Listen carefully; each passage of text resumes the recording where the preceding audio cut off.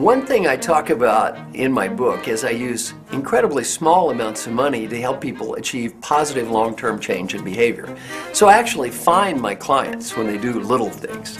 For example, one of the most common issues I deal with is people that are stubborn and opinionated. I was doing the General's program for the United States Army, and the head of the Army asked me, he said, describe your favorite client. I said, my favorite client is smart, dedicated, hardworking, driven to achieve, honest, ethical, creative, gets results, stubborn, opinionated, know-it-all. So I'm teaching all the generals. I said, do you think you might have any generals that fit that profile? He looked at me and he said, Marshall, we have a target-rich opportunity. Well, this next thing I do with my clients is I use small amounts of money to help them change, and one of them is what I call no but however.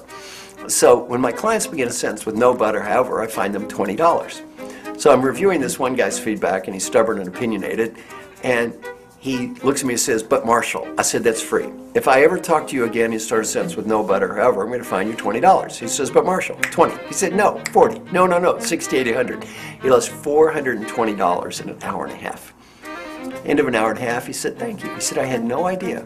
I did that 21 times with you bringing it to my attention.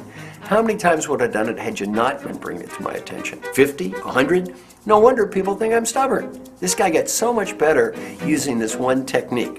So what I do is when my clients exhibit what I call dysfunctional behavior, I find them small amounts of money, and you might not think that they would care. It works just as well as changing the performance appraisal system. It really helps them change.